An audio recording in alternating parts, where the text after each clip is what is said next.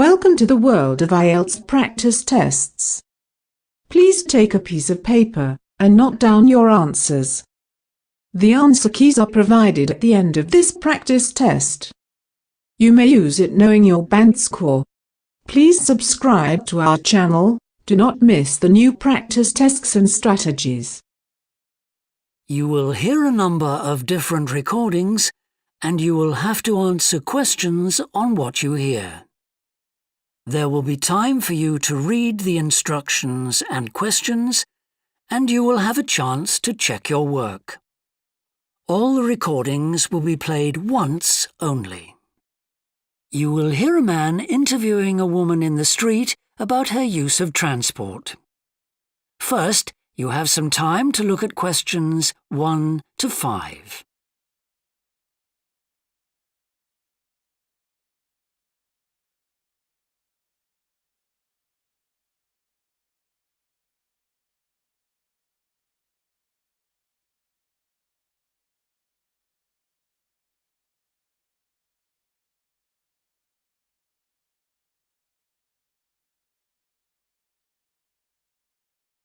Listen carefully and answer questions 1 to 5.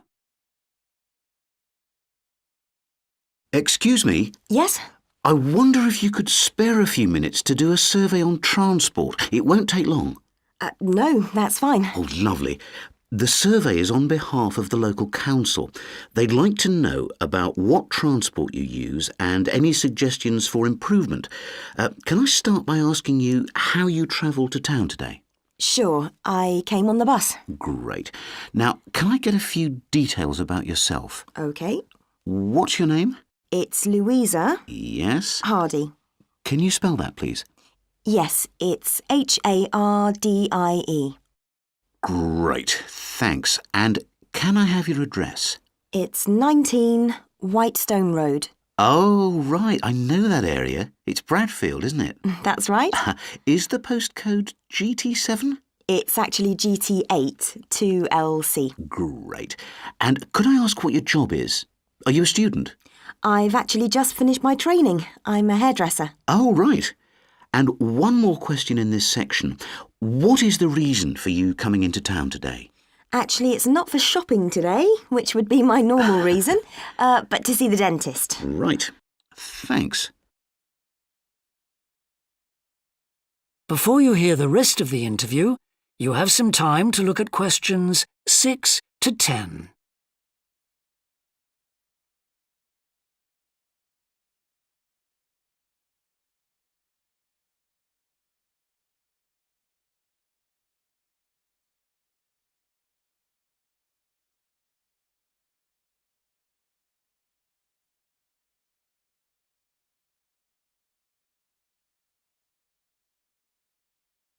Now listen and answer questions 6 to 10. Now, in this last section, I'd like you to give us some ideas about the facilities and arrangements in the city for getting to and from work. Any suggestions you have for improvements? Well, something I've thought about for some time is that when I do walk and I'm doing a later shift, I think the lighting should be better. Yes, good point. And of course, I think it's a real shame they've been cutting down on the number of footpaths. They should have more of those. Then people would walk more. Yes, right. And I don't think there are enough trains. That's why I don't use them. You have to wait so long. Thanks. And finally, I'd like to ask your opinion on cycling. As you may know, there's a drive in the city to get more people to cycle to work. Right. But we realise that there are things which the council, but also employers, might do to help encourage workers to cycle to work. Yeah. Well, I have thought about it, and where I work, there are no safe places to leave your bikes. OK. And also, I'd have to cycle uphill, and on a hot day, I'd arrive at work pretty sweaty, so I think I'd need a shower somewhere at work. Right. And I suppose the last thing is that I wouldn't be all that confident about cycling on such busy roads. I think I'd like to see you offering training for that. You know, I'd feel a lot better about starting if that was the case. Well, that's very helpful. Thank you very much for your time. No problem. Bye. You now have half a minute to check your answers.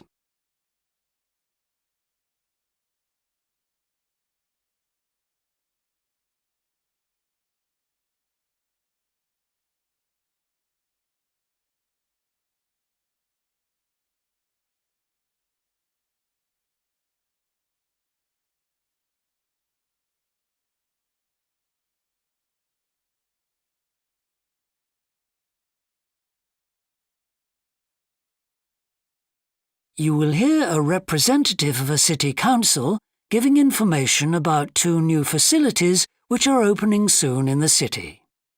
First, you have some time to look at questions 11 to 14.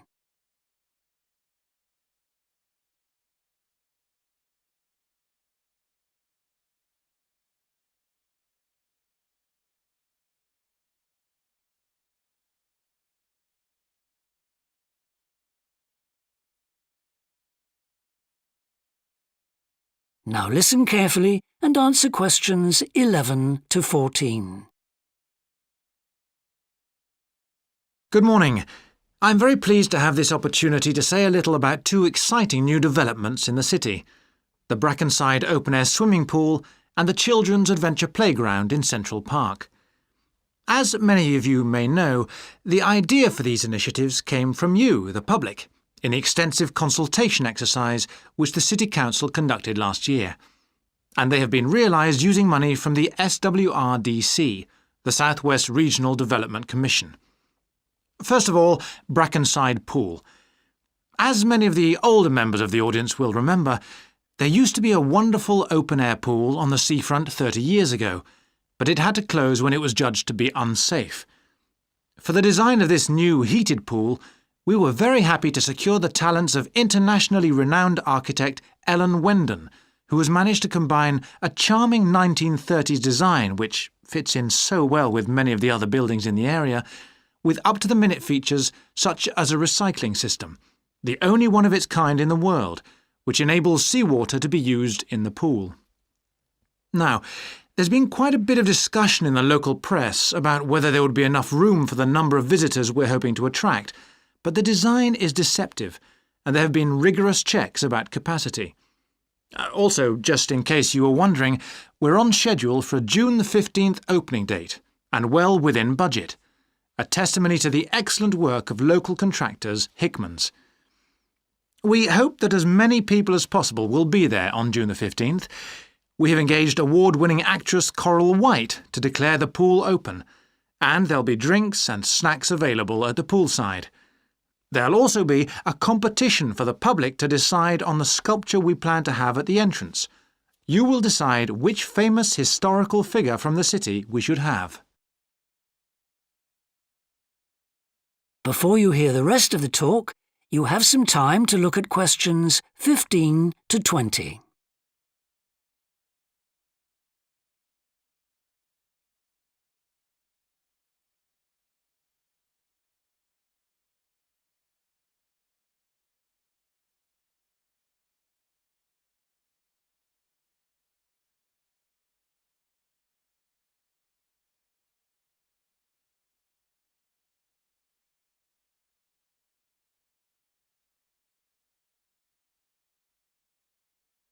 Now listen and answer questions 15 to 20. And now, moving on to the Central Park Playground, which we're pleased to announce has just won the Douglas Award for Safety. The news came through only last week. The unique design is based on the concept of the global village, with the playground being divided into 6 areas showing different parts of the world, each with a representative feature. For example, there is a section on Asia, and this is represented by rides and equipment in the shape of snakes, orangutans, tigers and so on, fauna native to the forests of the region. Moving south to the Antarctic, we couldn't run to an ice rink, I'm afraid, but opted instead for climbing blocks in the shape of mountains. I thought they could have had slides for the glaciers, but the designers did want to avoid being too literal. Then on to South America. And here the theme is El Dorado, games replicating the search for mines full of precious stones. And then, moving up to North America, here there was considerable debate. I know the contribution of cinema and jazz was considered, but the designers finally opted for rockets and the International Space Station. Eastwards to Europe then, and perhaps the most traditional choice of all the areas, medieval castles and other fortifications. Then last but not least, moving south to Africa, and a whole set of wonderful mosaics and trails to represent the great rivers of this fascinating and varied continent. Now, the opening date for our global playground is the 10th of July. And again, we'd love to see you there. So, make a date and come and see this magnificent, original new amenity right in the heart of the city. You now have half a minute to check your answers.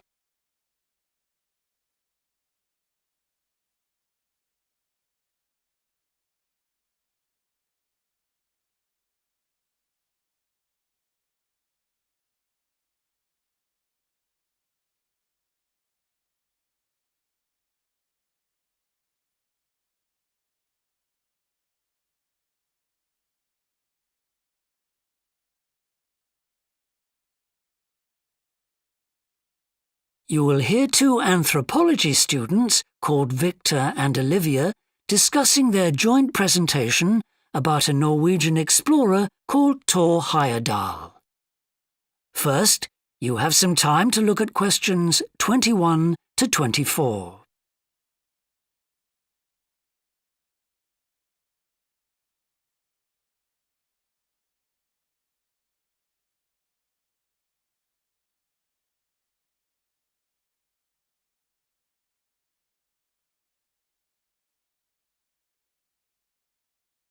Now listen carefully and answer questions 21 to 24. Right, well, for our presentation, shall I start with the early life of Thor Heyerdahl? Sure. Why don't you begin with describing the type of boy he was, especially his passion for collecting things? That's right. He had his own little museum. And I think it's unusual for children to develop their own values and not join in their parents' hobbies. I'm thinking of how Heyerdahl wouldn't go hunting with his dad, for example. Yeah, he preferred to learn about nature by listening to his mother read to him. And quite early on, he knew he wanted to become an explorer when he grew up. That came from his camping trips he went on in Norway, I think. No, it was climbing that he spent his time on as a young man. Oh, right. After university, he married a classmate and together they decided to experience living on a small island to find out how harsh weather conditions shaped people's lifestyles. As part of their preparation, before they left home, they learnt basic survival skills, like building a shelter. I guess they needed that knowledge in order to live wild in a remote location with few inhabitants, cut off by the sea, which is what they were aiming to do. An important part of your talk should be the radical theory Heyerdahl formed from examining mysterious ancient carvings that he happened to find on the island. I think you should finish with that. OK. Before you hear the rest of the discussion, you have some time to look at questions 25 to 30.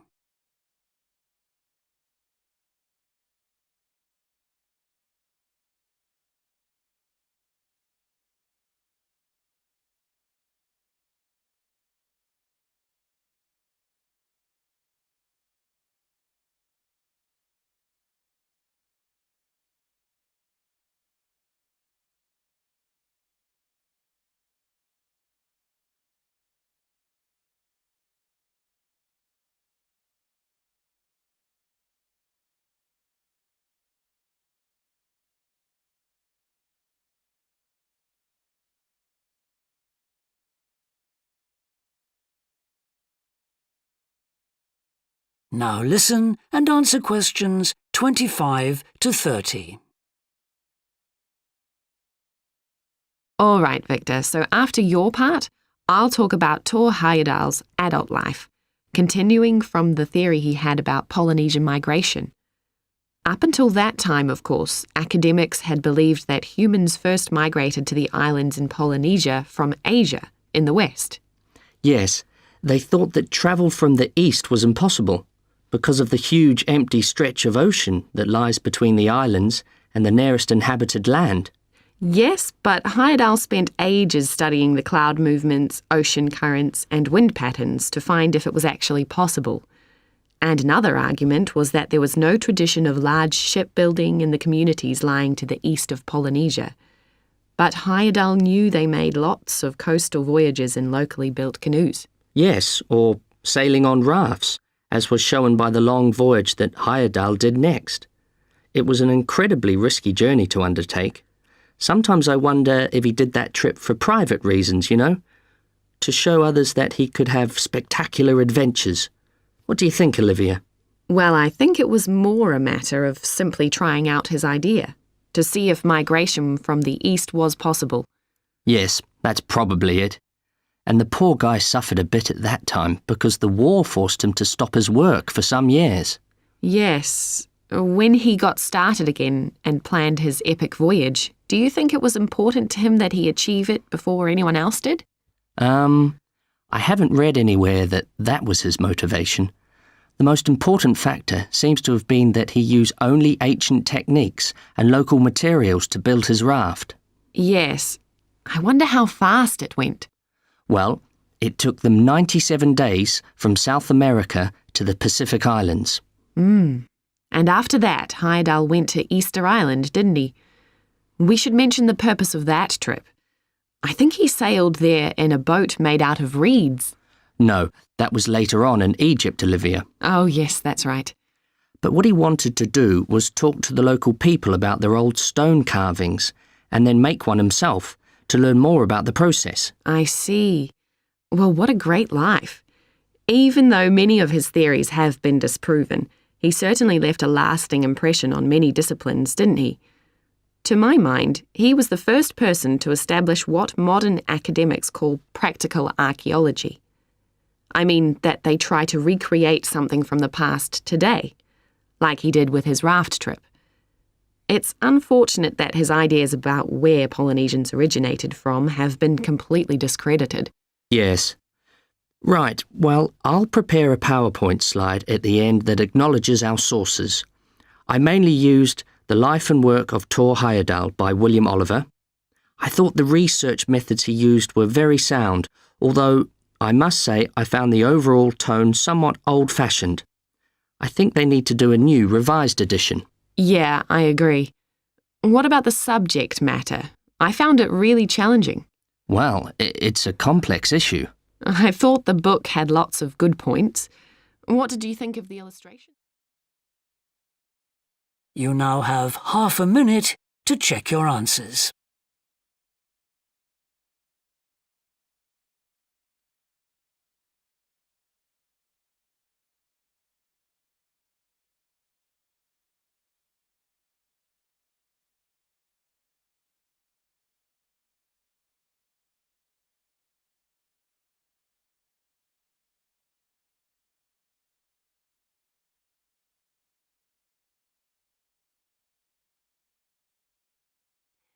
You will hear a business student predicting how management might change in the next few years.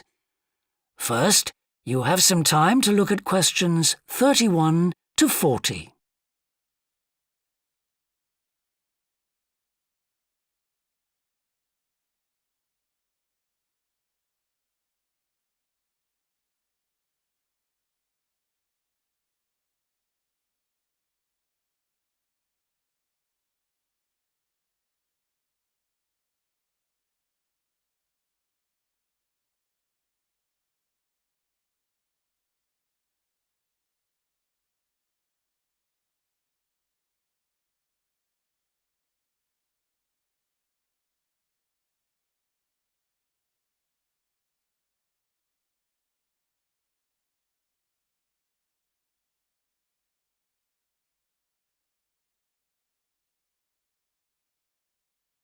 Now listen carefully and answer questions 31 to 40. Well, I've been talking to managers in a number of businesses and reading surveys about the future of management. And what I'm going to present in this seminar is a few ideas about how the activity is likely to change in the next 10 years. It isn't a scientific statistical analysis, just some ideas for us to discuss. One area I want to mention is business markets, and I'm sure a really significant development will be a major increase in competition, with companies from all around the world trying to sell similar products. Consumers will have much more choice. For instance, Food products sold in Australia might be manufactured in the USA, China, Finland, and dozens of other countries. At the same time, mergers and takeovers mean that governments are actually losing power to major global corporations. We can probably all think of companies that exert a great deal of influence, which may be good for consumers. A third point I want to make about markets is that in the rapidly expanding economies, such as India, China, Brazil, and Russia, demand is growing very fast. This is putting pressure on resources all over the world. I think businesses are becoming more open to external influences. In particular, companies are consulting customers more and more before making their business decisions.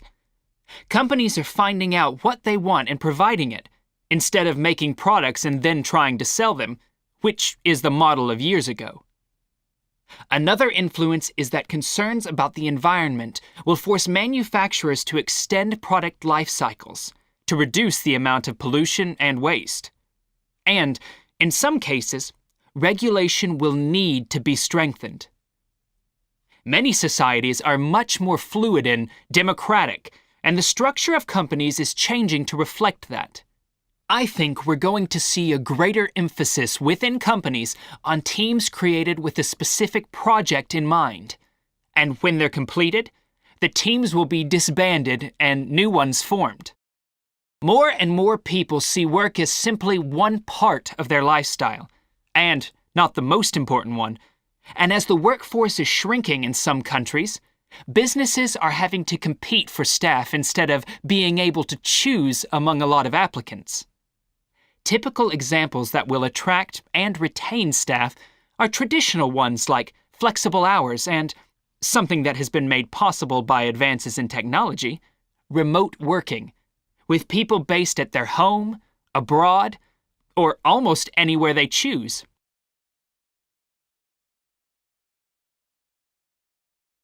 Management styles will almost certainly continue to change. Senior managers will require a lot more than the efficiency that they've always needed. Above all, they'll need great skills in leadership so that their organization can initiate and respond to change in a fast-moving world where they face lots of competing requirements and potential conflicts. In most of the world, the senior managers of large businesses are mainly men in their 50s and 60s. The predominant style of management will almost certainly become more consultative and collaborative, caused, above all, by more women moving into senior management positions. Many of the changes are influenced by developments in the wider economy. The traditional emphasis of business was manufacturing, and of course the service sector is very important. But we shouldn't overlook the growing financial contribution of IP, that is, intellectual property. Some books and films generate enormous sums from the sale of related DVDs, music, games, clothes, and so on. Another point I'd like to make is that although I've been talking about companies, one trend that they have to face is the move away from people working for the same employer for years. Instead, more and more people are becoming self-employed to gain the freedom and control over their lives that they're unlikely to get from being employed. Okay, well, that's all I want to say, so let's open it up for discussion. You now have half a minute to check your answers.